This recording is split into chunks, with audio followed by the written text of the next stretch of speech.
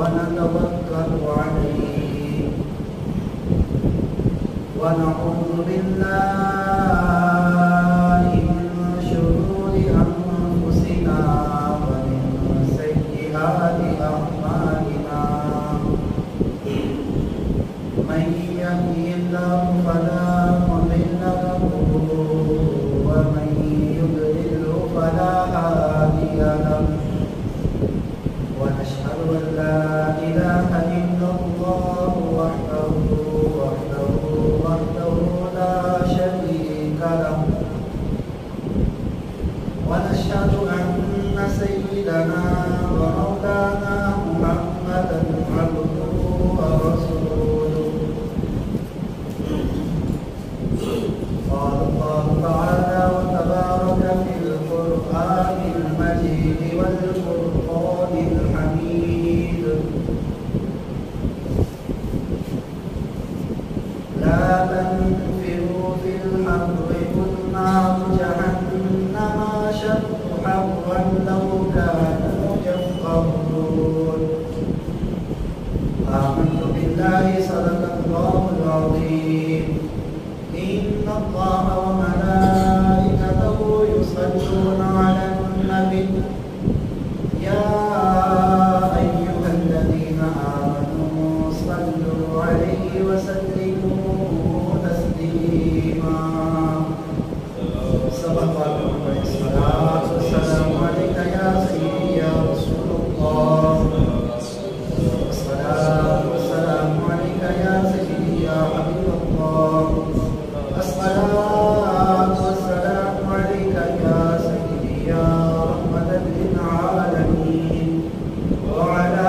آلك وأصحابك يا شفيع المذنبين مولاي صل وسلم دائما أبدا على حبيبك خير الخلق كلهم يا رب بالمصطفى بلغ مقاصدنا واغفر لنا ما مضى يا واسع الكرم اللہ تبارک و تعالی جل جلالہ وعظم نوالہ وعظم شانہ وعظم برہانہ کی حمد و ثنا اور حضور النور شافع یوم النشور دستگیر جہاں غم گسار زمان سید سرورہ احمد مجتبی جناب محمد مصطفیٰ صلی اللہ تعالیٰ علیہ وآلہ وسلم کی بارگاہ درود و سلام کا نذرانہ پیش کرنے کے بعد نہایت ہی واجب احترام محتشم و مکرم ساتھی کرام السلام علیکم ورحمۃ اللہ وبرکاتہ۔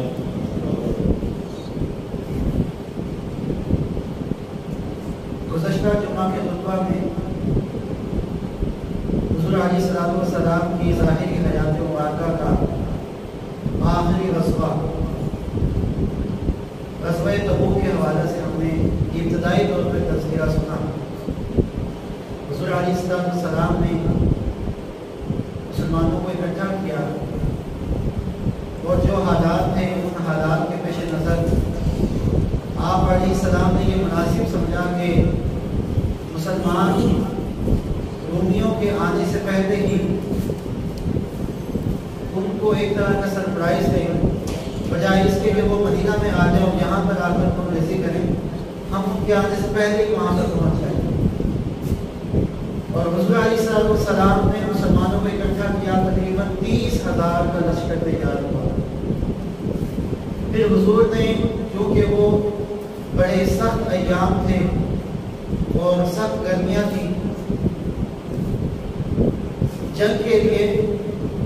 حضور علیہ السلام نے اعلان بھی کیا کہ جو جتنا زیادہ تعاون کر سکتا ہے وہ اس میں اپنا حصہ ملائے، جس پر صحابہ کرام علیہ رضوان نے اپنی اپنی استطاعت کے مطابق حصہ ملایا۔ اس کا تذکرہ بھی آپ نے گزشتہ جمعہ میں سماعت کیا، اور آپ نے یہ بھی سماعت کیا کہ حضرت عبد الرحمن بن عوف رضی اللہ تعالیٰ عنہ نے اپنے گھر کا آدھا سامان پیش کیا، حضرت عمر فاروق رضی اللہ تعالیٰ عنہ نے بھی اپنے گھر کا آدھا سامان پیش کیا، حضرت ابو بکر صدیق رضی اللہ تعالیٰ عنہ نے اپنے گھر کا سارا سامان جو کچھ بھی تھا سب کا سب حضور کی خدمت میں پیش کر دیا. اسی طرح حضرت عثمان غنی رضی اللہ تعالیٰ عنہ نے لشکر جتنا بھی لشکر تھا تہائی لشکر کا ساز و سامان بما سواری یعنی سواریاں گردے سے ساز و سامان سے لدی ہوئی آدھا نصف مطلب تہائی جو ہے وہ آپ نے برداشت کیا. اسی طرح اور دیگر جو صحابہ کرام علیہ رضوان تھے ان سب نے اپنے اپنے استطاعت کے مطابق حصہ ملایا. اور صحابہ کرام علیہ رضوان میں جذبہ کتنا زیادہ تھا. حضرت ابو عقیل انصاری رضی اللہ تعالیٰ عنہ ایک صحابی ہیں اور یہ زیادہ مالدار نہیں تھے. جب اعلان حضور کا سنا اور صحابہ کرام علیہ رضوان جو جوب کا جوب لے کر آ رہے تھے آپ علیہ السلام کی خدمت میں پیش کر رہے تھے تو صحابہ کے جب جذبے کو دیکھا ان کے دل میں بھی یہ خیال ہوا کہ گھر میں جو بھی کچھ ہوگا لا کے حضور کی خدمت میں پیش کر دوں گا. تو جب یہ گھر گئے گھر کے اندر کوئی بھی ایسی قابل ذکر چیز نہیں تھی جسے وہ رسول اللہ کی خدمت میں پیش کرتے. یہ یہودی کے پاس گئے اور جا کر اس سے سودا کیا کہ میں ساری رات تیرے کھیت کو پانی لگاؤں گا صبح اٹھ کر انہیں مجھے 2 سال گندم دے دیا. اور اس نے اس بات پر رضامندی کا اظہار کیا. ساری رات جا کر حضرت ابو عقیل انصاری رضی اللہ تعالیٰ عنہ کنویں سے بھر کر ڈول بھر کے کھیت میں لے جاتے ہیں اس کے باغ میں لے جاتے ہیں اور سارے کھیت کو پانی لگایا. صبح اٹھے تو مزدوری کے اندر ان کو 2 سال گندم ملی. اب گھر میں بھی کچھ نہیں تھا. 1 سال گندم گھر والوں کے لیے چھوڑ دی اور 1 سال گندم حضور علیہ السلام کی خدمت میں دے آئے. اب دیکھیں جہاں پر حضرت عثمان غنی رضی اللہ تعالیٰ عنہ پورے لشکر کے تہائی حصہ جو ہے وہ اللہ تبارک و تعالیٰ کی راہ میں دے رہے ہیں. حضرت صدیق اکبر سارا گھر کا مال دے رہے ہیں. وہاں پہ ظاہری طور پر اگر دیکھا جائے تو 1 سال گندم کی کیا حیثیت ہے کیا قدر ہے. اور آگے سے رسول اللہ صلی اللہ علیہ وسلم انہوں نے بھی کوئی شرم و جھجک محسوس نہیں کی. رسول اللہ صلی اللہ علیہ وسلم نے بھی کوئی ایسی بات نہیں کی کہ یہ تو اتنا سب کچھ دے کر آ گیا. بلکہ جب حضرت ابو عقیل انصاری رضی اللہ تعالیٰ عنہ کو 1 سال گندم دے کر آئے جو ڈھیر لگا ہوا تھا آپ نے فرمایا کہ یہ تھوڑی تھوڑی کھجوریں سارے ڈھیروں پر ڈال دو اور اللہ تبارک و تعالیٰ تمہارے اس کھجوروں کو بھی قبول فرمائے. تو وہ جو 1 سال گندم تھی وہ پورے جتنے بھی ڈھیر لگے ہوئے تھے سب کے اوپر پھیلا کر گرا دی گئی. اسی طرح ایک اور صحابی تھے انہوں نے رسول اللہ کی خدمت میں تھوڑا سا مال پیش کیا تو عبداللہ بن ابی نامی ایک منافق تھا وہ بھی وہاں پر موجود تھا. تو وہ بات کہ جب حضرت ابو عقیل انصاری لے کر آئے تو کہا کہ اللہ کو تمہاری کھجوروں کی کیا ضرورت ہے اتنا سا تمہارا اٹھا کے دے آیا ہو. اسی طرح ایک اور شخص تھا وہ کچھ پیسے لے کر آیا اس نے کہا کہ اللہ تبارک و تعالیٰ تمہاری یعنی ان چیز پیسوں کی تمہارے تھوڑے سے مال کی ضرورت نہیں ہے. اسی طرح جب حضرت عبدالرحمن بن عوف نے اپنے گھر کا آدھا مال پیش کیا تو کہنے لگا کہ یہ تو دکھلاوے کے لیے دے رہے ہیں یہ تو اپنے آپ کو سخی کرانا چاہتے ہیں. یعنی ہر بات پر اس نے اعتراض کیا. تو یہ رئیس المنافقین عبداللہ بن ابی تھا. یہاں سے ایک تو ہمیں اس کا عمل پتہ چل گیا اس دور کے اندر اور اگر آج کے دور میں بھی جو اس بات پر چون چلا کرے کہ فلاں نے اتنا زیادہ دیا اور یہ تو اتنا کیوں ہے اور کسی کے اللہ تبارک و تعالیٰ کے راہ میں خرچ کیے جانے پر اعتراض اٹھائے اس پہ باتیں کسے کہ فلاں تو دکھلاوے کے لیے دیتا ہے اور فلاں تو بڑا دوسری کے ساتھ اللہ کے بارگاہ میں دیتا ہے. یقیناً یہ ایک نا انتہائی مذمت قابل مذمت کام ہے بلکہ یہ اس دور کے منافقین کا کام ہے. عبداللہ بن ابی جو تھا رئیس المنافقین تھا منافقوں کا سردار تھا اس کا یہ کام ہے. جبکہ اللہ تبارک و تعالیٰ نے تو حضور علیہ السلام کی بارگاہ میں جو بھی اصحاب لے کر آ رہے تھے ان سب کی قرآن مجید فرقان حمید میں تعریف فرمائی کہ سب نے بڑھ چڑھ کر حصہ ملایا. اور اس کے بعد جب یہ لشکر جبار حضور علیہ السلام کی سربراہی میں 30,000 کی تعداد کے ساتھ مدینہ سے باہر نکلا عبداللہ بن ابی رئیس المنافقین کے ساتھ تھا اور اس کے کچھ رفقا جو اس جیسے ہی منافق تھے وہ بھی اس کے ساتھ تھے. حضور علیہ السلام مدینہ سے باہر نکلے اور ثانیۃ الوداع مدینہ سے باہر ایک علاقہ ہے جگہ ہے جہاں پر لوگ جو ہیں کسی کو اگر کسی نے باہر جانا ہوتا تو باہر چھوڑنے کے لیے وہاں تک جایا کرتے تھے. تو وہاں جا کر حضور نے تھوڑی دیر کے لیے پڑاؤ کیا. عبداللہ بن ابی جو تھا اس نے بھی حضور علیہ السلام کے کچھ پاس ہی تھوڑی دیر کے لیے پڑاؤ ڈال دیا. جب حضور علیہ السلام وہاں سے چلنے لگے تو یہ کہتا ہوا کہ آج تو گرمی بہت زیادہ غضبناک ہے. گرمی کی سورج کی تپش میں بڑی حرارت ہے لہٰذا یہ اور اس کے جو ساتھی تھے یہ کہتے ہوئے کہ لا تنفروا فی الحر لا تنفروا فی الحر، کہ تم مسلمانوں کے ساتھ نہ جاؤ، گرمی بہت زیادہ ہے، گرمی کی تو شدت بہت زیادہ ہے۔ خود تو یہ ان کا دماغ خراب تھا، مسلمانوں کو بھی برگزاری میں لگے ہوئے تھے، مسلمانوں کو بھی کہتے کہ تم رسول اللہ کے ساتھ جا کے کیا کرو گے، گرمی کی شدت بہت زیادہ ہے، فاصلہ بہت طویل ہے، لہٰذا یہی سے واپس کرتے ہیں۔ لیکن جو اس جیسے منافق تھے وہ تو واپس چلے گئے، مسلمانوں میں سے کوئی اس کے ساتھ نہ گیا۔ اللہ تبارک و تعالیٰ نے اس کے ان الفاظ کے جواب میں کہ لا تنفروا فی الحر، قرآن مجید میں آگے الفاظ بیان فرمائے قل نار جہنم اشد حرا، اللہ نے فرمایا کہ یہ جو دنیاوی آگ ہے جس سے تم بچ گئے، رسول اللہ کو چھوڑ کر بھاگے جا رہے ہو، قیامت کے اندر بروز قیامت جہنم کی جو آگ ہوگی وہ اس سے بھی کئی گنا زیادہ ہوگی۔ لو کانوا یفقہون، کاش کہ تم سمجھتے، کاش کہ تم فکر کرتے، غور و فکر کرتے، دیکھتے کہ یہ جو دنیاوی آگ ہے، دنیاوی تپش ہے، آخرت کے مقابلے میں اس کی کوئی ویلیو نہیں ہے۔ گویا کہ رسول اللہ صلی اللہ علیہ وسلم کو ایسے چھوڑ کر اپنے لیے دنیاوی آگ کو چھوڑ کر جہنم کی آگ کا انتخاب کر دیں۔ حضور علیہ الصلوۃ والسلام لشکر کو لے کر مدینہ سے باہر نکلے۔ حضور علیہ الصلوۃ والسلام نے مدینہ کے اندر حضرت علی رضی اللہ تعالیٰ عنہ کو، کیونکہ مدینہ میں کچھ بچے تھے اور کچھ ضعیف لوگ تھے جو غزوہ کے اندر نہیں جا سکتے تھے، اور دیگر معاملات کا انتظام کرنے کے لیے حضرت علی رضی اللہ تعالیٰ عنہ کو مدینہ کے اندر چھوڑا، کیونکہ پیچھے سے منافقین کا بھی خدشہ تھا۔ منافقین رسول اللہ کی غیر موجودگی کا اور مسلمانوں کی کثیر تعداد کی غیر موجودگی کا فائدہ اٹھا کر کوئی بھی غلط حرکت کر سکتے تھے، تو آپ علیہ السلام نے حضرت علی رضی اللہ تعالیٰ عنہ کو مدینہ شریف کے اندر چھوڑا۔ اچھا، منافقین ابھی اس بات میں بھی رضامند نہیں تھے، نہ تو وہ خود گئے، اور جب حضور حضرت علی کو مدینہ میں چھوڑ کر گئے، حضرت علی رضی اللہ تعالیٰ عنہ جیسا بہادر چٹیل قسم کا آدمی جن کو اللہ نے شیر خدا کہا، جو کہ شیر خدا ہے اور حضور علیہ السلام کے بڑے قریبی دوست ہیں، بڑے آپ کے جس وقت حضور علیہ السلام نے ملاقات مدینہ کے موقع پر صحابہ کرام انصار اور مہاجرین کے درمیان رشتہ قائم کیا، اس وقت حضرت علی کو اپنا بھائی قرار دیا، تو تعلق تو اتنا زیادہ قریبی تھا، لیکن حضور علیہ السلام حضرت علی کو اپنے ساتھ غزوہ پر لے کر نہ گئے۔ پیچھے سے منافقین نے باتیں کرنا شروع کی اور عجیب و غریب قسم کا طرز کرنا حضرت علی پہ شروع کیا کہ رسول اللہ چاہتے ہی نہیں کہ یہ لے کر جائیں، اور آپ کو معاذ اللہ بزدل کہنا شروع کر دیا۔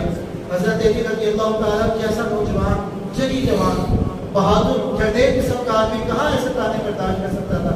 آپ نے سواری پکڑی، رسول اللہ صلی اللہ علیہ وسلم کے ساتھ مقام جرف تک ابھی پہنچے تھے، آپ وہاں پہ جا کے شامل ہو گئے اور جا کے عرض کیا یا رسول اللہ منافقین تانے دیتے ہیں اور میں اس بات کو پسند نہیں کرتا کہ میں آپ کے ساتھ غزوہ پہ نہ جاؤں، پیچھے عورتوں اور بچوں کے ساتھ مدینہ کے اندر رہ جاؤں۔ رسول اللہ صلی اللہ علیہ وسلم نے فرمایا کہ اے علی،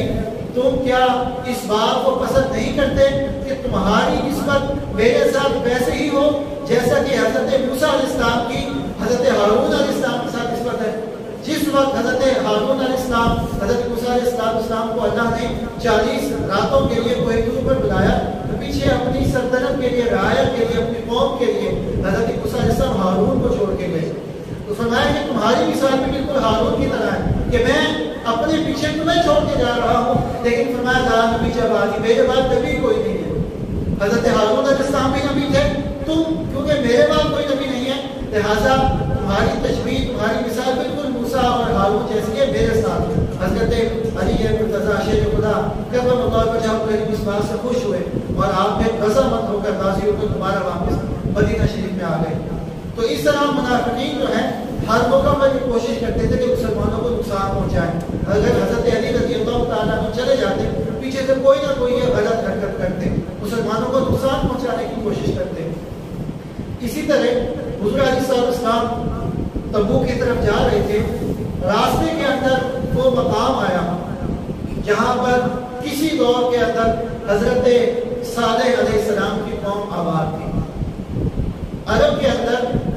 4 انبیاء کرام مبعوث ہوئے، یعنی عرب کا جو علاقہ ہے اس علاقے میں 4 انبیاء کرام مبعوث ہوئے، حضرت شعیب علیہ السلام، حضرت ہود علیہ السلام، حضرت صالح علیہ السلام۔ یہ تینوں انبیاء بہت پرانے زمانے کے، مطلب یہ کہ ان کے اور رسول اللہ صلی اللہ علیہ وسلم کے زمانے میں بہت زیادہ فرق ہے، اور پھر آخری زمانے میں حضرت احمد مصطفیٰ محمد مصطفیٰ صلی اللہ علیہ وسلم تشریف لائے۔ تو یہ جو صالح علیہ السلام کی قوم ہے یہ عرب کے اندر کسی دور میں آباد تھی، اس کو عرب بعیدہ کہا جاتا ہے، یعنی قدیم عرب، وہ عرب جو کہ فنا ہو چکے ہیں، جن کا نام و نشان تک مٹ چکا ہے۔ حضور علیہ السلام اس وادی سے گزرے، اس گاؤں کا نام تھا حجر اور اس بستی کا نام تھا وادی القرا۔ حضور علیہ السلام جب اس وادی سے گزرنے لگے تو آپ نے یہاں پر دیر کے لیے رکے تو کچھ مسلمانوں نے یہاں کے کنویں سے پانی بھر دیا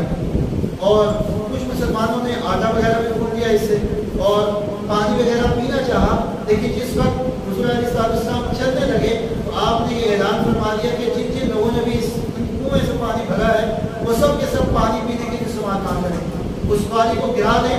اور جو آٹا بھون چکے ہیں وہ اس سے روٹیاں تیار نہ کریں، اور وہ جو بھونا ہوا آٹا ہے اسے ضائع کرنے کے بجائے اپنے پتروں کو جانوروں کو کھلا دیں۔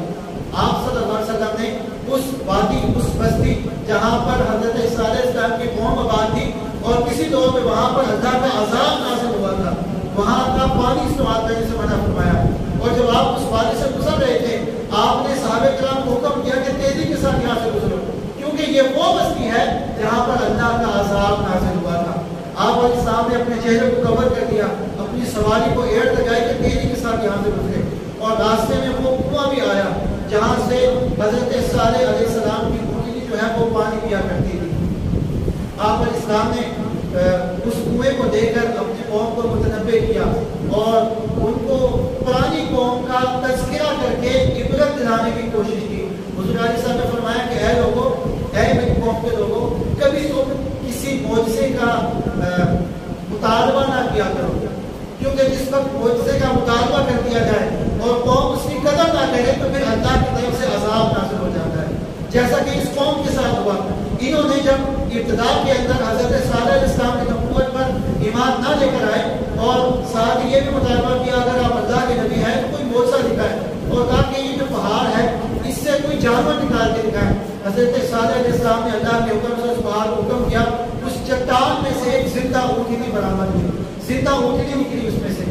اور آپ علیہ السلام حضرت صالح علیہ السلام تھے، انہوں نے قوم کے اندر یہ اعلان کیا کہ یہ جو کنواں ہے اس کنویں سے ایک دن میری اونٹنی یا جو اللہ تبارک و تعالیٰ کی اونٹنی ہے جسے ناقۃ اللہ کہا جاتا ہے، یہ اونٹنی پانی پیے گی اور دوسرے روز قوم کے بقیہ افراد جو ہیں وہ پانی پیا کریں گے۔ لیکن انہیں یہ بات گران گزری اور اچھی نہ لگی، کچھ وقت گزرا تو انہوں نے اس اونٹنی کو نقصان پہنچا دیا، اور نقصان پہنچانے والے صرف ایک دو لوگ تھے، لیکن اس سبب سے پوری قوم کے اوپر عذاب نازل ہوا۔ حضور علیہ السلام فرمانے لگے کہ معجزے کا مطالبہ نہ کیا کرو، اور وہاں سے بڑی تیزی کے ساتھ استغفار کرتے ہوئے اللہ کا نام لیتے ہوئے اس وادی سے گزر گئے۔ تو یہ جو بستی تھی اس بستی کو کہا جاتا تھا وادی القرا، اس گاؤں کا نام تھا حج، جہاں سے حضور علیہ السلام کا گزر ہوا، اور آج بھی وہ کھنڈرات حضرت صالح علیہ السلام کی قوم کے عرب کے اندر موجود ہیں، جو کہ بہت سارے قیامت تک آنے والے لوگوں کے لیے عبرت کا مقام بنے ہوئے ہیں۔ حضرت صالح علیہ السلام کی جو قوم تھی یہ پہاڑوں کو تراش کے اس کے اندر سرنگیں بنا کے پورے پورے گھر بنایا کرتے تھے، باہر سے لگتا تھا کہ ایک وقت سوراخ ہے، اندر ان کے مکمل گھر ہوا کرتے تھے، تو وہ گھر ان کے وہ بنائی ہوئی رہائش گاہیں آج بھی عرب کے اندر موجود ہیں۔ اسی طرح حضور علیہ السلام ابھی راستے میں ہی تھے، آپ جانتے ہیں کہ بڑا سختی کے ایام تھے اور سخت گرمی تھی اور عرب کا صحرا ہے، راستہ طویل تھا، سورج کی شدید تپش تھی، ایسے موقع پر مسلمانوں کو بارش کی بڑی ضرورت تھی، اور مسلمان اس بات کی تمنا کر رہے تھے کہ بارش نازل ہو تاکہ جو سفر ہے آگے بڑا طویل ہے اور بڑا فاصلہ طے کر چکے ہیں، کچھ آسانی ہو جائے، اور جو پانی ختم ہو چکا ہے لشکر میں وہ پانی بھی ہمیں میسر آ جائے۔ تو حضرت ابوبکر صدیق رضی اللہ تعالیٰ نے جب قوم کے حالات کو دیکھا تو حضور کی خدمت میں حاضر ہوئے، عرض کیا یا رسول اللہ آپ اللہ سے دعا کیجیے کہ اللہ تبارک و تعالیٰ بارش نازل فرمائے۔ حضور نے فرمایا کہ اے صدیق اکبر کیا تم باقی اس بات کو پسند کرتے ہو کہ میں اللہ سے دعا کروں؟ کہا حضور میں بالکل اس بات کو پسند کرتا ہوں۔ حضور علیہ السلام نے دونوں ہاتھ اٹھائے، اللہ تبارک و تعالیٰ سے دعا کی، ابھی آپ نے دعا کرنے کے بعد چہرے پر ہاتھ پھیرے نہیں تھے کہ اللہ تبارک و تعالیٰ نے چاروں طرف سے گھٹا کے بادل بھیجے اور وہاں پر چھماچم بارش برسنا شروع ہو گئی۔ مسلمانوں نے سیر ہو کر جانوروں کو بھی پانی پلایا اور پانی پورے لشکر نے جمع بھی کر دیا، جانور بھی سیراب ہو گئے، جتنے بھی لشکر میں موجود انسان تھے مسلمان تھے وہ سب کے سب سیراب ہو گئے، انہوں نے پانی کا ذخیرہ بھی کر دیا. اس حدیث کے جو راوی ہیں وہ کہتے ہیں کہ جب ہم اس میدان سے باہر نکلے, وہاں پہ پڑاؤ کیا ہوا تھا, جب پڑاؤ ختم کیا تو میدان سے باہر نکلے, باہر کہیں پر پانی نہیں تھا, سارا علاقہ خشک تھا. یعنی جس جگہ پر ہم موجود تھے صرف اللہ نے اسی مقام پہ بارش نازل کی. یہاں پر حضور علیہ السلام کا بہت سا آپ سے صادق ہوا. اسی طرح یہاں پر کچھ اور معاملات بھی ہوئے. راستے میں ایک مرتبہ, اس بات کے ذکر کرنے سے پہلے میں یہ عرض کر دینا چاہتا ہوں, انبیاء کے جتنے بھی معاملات ہوتے ہیں یہ اپنی قوم کی تربیت کے لیے ہوتے ہیں, کیونکہ حضور علیہ السلام کا اسوہ, آپ کی سیرت ہمارے لیے زندگی گزارنے کا ایک بہترین طریقہ بتایا گیا کہ یہ آپ کے سیرت میں, آپ کے اسوہ میں ہمارے لیے بہترین نمونہ ہے. حضور علیہ السلام کی سیرت ہمارے لیے بہترین نمونہ ہے. تو حضور علیہ السلام ایک رات طویل سفر کے بعد تھک چکے تھے, رات کے وقت جس وقت آرام کیا حضور علیہ السلام سو گئے اور دوسرے صحابہ کرام تھے وہ بھی سو گئے. حضرت بلال حبشی رضی اللہ تعالیٰ کی یہ ڈیوٹی لگائی گئی, ذمہ داری لگائی گئی کہ وہ صبح کے وقت, فجر کے وقت تمام مسلمانوں کو جگائیں گے. حضور علیہ السلام کا بھی یہ معمول تھا کہ آپ تہجد کے وقت اٹھ جایا کرتے تھے, تہجد کے نوافل ادا فرماتے تھے, اس کے بعد نماز فجر پڑھا کرتے تھے, اور یہ آپ کی روٹین تھی. لیکن اس رات ایسا ہوا کہ تھکان بہت زیادہ تھی. رسول اکرم صلی اللہ علیہ وسلم کی جب آنکھ کھلی, سورج جو ہے وہ ایک نیزہ تقریباً بلند ہو چکا تھا, فجر کی نماز کا وقت نکل چکا تھا. تو حضور علیہ السلام نے دیگر اصحاب کو کہا, حضرت بلال حبشی رضی اللہ تعالیٰ کو طلب کیا گیا, کہا کہ بلال تمہیں کہا نہیں تھا کہ تم کو صبح اٹھانا ہے. عرض کیا یا رسول اللہ مجھ پر نیند اتنی غالب آ گئی کہ مجھے احساس رکھنا ہوا, تھکاوٹ بہت زیادہ تھی. لہٰذا حضور علیہ السلام نے کسی کو کچھ نہیں کہا, بلکہ آپ نے رسول کو چلنے کا حکم دیا. جس وقت تھوڑا سا آگے چڑھے آپ علیہ السلام نے اللہ کے حکم سے نماز فجر کی قضا باجماعت ادا فرمائی. تمام صحابہ کرام جو تھے حضور کی اقتداء میں کھڑے ہوئے اور نماز فجر کی قضا باجماعت ادا کی. اسی طرح اسی موقع پر ایک اور واقعہ جو ہے وہ پیش آیا. حضور علیہ السلام آپ جب تبوک پہنچنے والے تھے, ابھی راستے میں ہی تھے, حضور علیہ السلام نے اپنے قوم کے لوگوں کو کہا, مسلمانوں کو کہا کہ آئندہ آنے والا جو دن ہے ہم انشاءاللہ العزیز تبوک میں پہنچ جائیں گے. لیکن ساتھ ہی ساتھ آپ نے یہ اعلان فرما دیا کہ کوئی بھی شخص تبوک پہنچنے کے بعد وہاں کے کنویں سے استفادہ نہ کرے, وہاں سے پانی نہ بھرے جب تک کہ میں ان کنووں کو جا کے استعمال نہ کروں. یعنی میں پہلے پہنچوں گا, اس کے بعد تم نے پانی وہاں سے استعمال کرنا ہے, پانی پینے کے لیے بھرنا ہے. تمام صحابہ کرام علیہ رضوان اس بات پر عمل کیا. صرف دو لوگ تھے جنہوں نے اس پر عمل نہ کیا, منافقین میں سے تھے, وہ آگے بڑھے, وہ جا کر پہلے سے پانی استعمال کر دیا. حضور علیہ السلام نے اس بات پر ناراضگی کا اظہار فرمایا اور کہا کہ میں نے منع نہیں کیا تھا, تم پہلے استعمال نہیں کرو گے. اور انہوں نے ساتھ یہ بھی شکایت کی جو استعمال کرنے والے تھے کہ ان کنووں میں تو پانی خشک ہو چکا ہے, تھوڑا سا پانی باقی ہے, اسی وجہ سے ہم نے چاہا کہ ہم پہلے استعمال کریں, یہ نہ بات ختم ہو جائے. تو بہرحال حضور علیہ السلام نے ان کی اس عمل پر ناراضگی کا اظہار فرمایا اور پھر حضور علیہ السلام اس کنویں کے اندر اترے اور آپ نے وہ پانی چلو بھر کر برتن کے اندر بھرا اور اس سے وضو فرمایا. وضو فرمانے کے بعد آپ نے جو کلی تھی وہ اس کنویں کے اندر ڈالی. جیسے ہی حضور علیہ السلام نے کلی اس کنویں کے اندر ڈالی, صحابہ کرام علیہ رضوان جو وہاں پر موجود تھے, جنہوں نے اپنی آنکھوں کے ساتھ اس منظر کو دیکھا, وہ کیا کہتے ہیں ہمیں ایسے محسوس ہوا جیسے کنویں کی زمین پھٹ گئی ہے, اس سے ابل کر پانی ایسے اوپر آنے لگا اور پانی جو ہے کنویں کے بالکل کناروں تک بھر گیا. تمام لشکر نے سیراب ہو کر پانی پیا, اس کو استعمال کیا, اور وہ کنواں آج بھی تبوک کے اندر موجود ہے اور اسی طرح سے جاری و ساری ہے. حضور علیہ السلام کے معجزات کا ظہور. یہاں پر ایک اور بات میں عرض کر دوں کہ یہ جو حضور کے معجزات ظاہر ہوئے, مسلمانوں نے اس کا مطالبہ نہیں کیا تھا, یہ خود عذرائے رحمت حضور علیہ السلام اپنی امت پر احسان فرماتے رہتے تھے. لیکن باقی جو امتیں تھیں وہ اپنی نبیوں سے, اپنے جو اس وقت کے انبیاء کرام ہوا کرتے تھے, ان سے مطالبہ کیا کرتے تھے, اور جب مطالبہ پورا ہو جاتا پھر ایمان بھی نہیں جاتے تھے. یہ ان امتوں کا اور اس امت کا فرق ہے. حضور علیہ السلام پر ایمان ان کا مزید سستا ہو جایا کرتا تھا. اسی طرح ایک اور جو ہے عجیب واقعہ یہاں پر پیش آیا. حضور علیہ السلام تبوک کے موقع پر ہی, ابھی تبوک میں پہنچے نہیں تھے, راستے کے اندر یہ واقعہ پیش آیا تھا. حضور علیہ السلام کے پاس کچھ مہمان تشریف لائے. آپ علیہ السلام نے دسترخوان بچھانے کا حکم دیا اور حضرت بلال حبشی رضی اللہ تعالیٰ کو بلایا اور کہا کہ کھانے کے لیے جو بھی ہے وہ لے کر آؤ. حضرت بلال حبشی رضی اللہ تعالیٰ عنہ کہتے ہیں میرے پاس تھیلی کے اندر کچھ کھجوریں تھی اور کھانے کے لیے کافی باہر بیٹھے ہوئے تھے، تو میں وہ تھیلی لے کر آگے بڑھا اور اللہ تبارک و تعالیٰ کا نام لے کر مٹھی بھر کے اس میں ڈالنے لگا۔ تو جب ایک مٹھی ڈالی، اصحاب کے ساتھ بیٹھے ہوئے تو انہوں نے کھانا شروع کر دیا۔ حضور علیہ السلام نے فرمایا کہ اے بلال تم ذرا بھی کنجوسی نہ کرنا، بلکہ مٹھی بھر بھر کے اس کے اندر ڈالتے رہنا۔ حضرت بلال حبشی رضی اللہ تعالیٰ عنہ کہتے ہیں دسترخوان بچھا ہوا تھا، میں مٹھی بھر بھر کے ڈالتا رہا اور جتنے بھی صحابہ کرام نے بیٹھے وہاں پر کھاتے رہے، یہاں تک کہ سب سیر ہو گئے، سب نے پیٹ بھر کے کھانا کھا لیا اور جو تھیلی میرے پاس تھی اس کے اندر بھی ابھی کھجوریں ویسے ہی موجود تھی۔ حضور علیہ السلام سے میں نے عرض کیا یا رسول اللہ کھجوریں تو ابھی بھی ویسے کی ویسے موجود ہیں۔ آپ علیہ السلام نے فرمایا کہ مومن جو ہے وہ ایک آنکھ سے کھاتا ہے اور جو کافر ہے وہ 7 آنکھوں سے کھاتا ہے، یعنی آپ علیہ السلام نے مومن کا ایک عمل بھی بیان فرما دیا کہ وہ پیٹ بھر کے نہیں کھاتا۔ پہلی بات پیٹ بھر کے کھانا جو ہے یہ غیر مسلمین کا عمل ہے۔ پیٹ بھرنے سے مراد یہ ہے کہ اتنا زیادہ سیر ہو جانا کہ اپنے آپ کو مشقت و نشیب ہو جائے، پریشانی ہو جائے۔ آپ علیہ السلام کی سنت یہ ہے کہ کچھ بھوک رکھ کر کھایا جائے،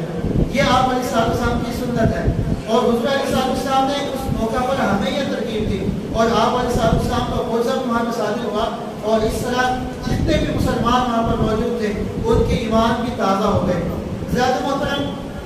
ابھی واقعات کا تسلسل جاری ہے اور غزوہ تبوک کے موقع پر آئندہ کیا معاملات ہوئے وہ انشاءاللہ العزیز آئندہ جمعہ خطبہ میں ذکر ہوں گے۔ اللہ تبارک و تعالی ہمیں عمل کرنے کی توفیق عطا فرمائے اور حضور علیہ السلام کے ساتھ سچی ہے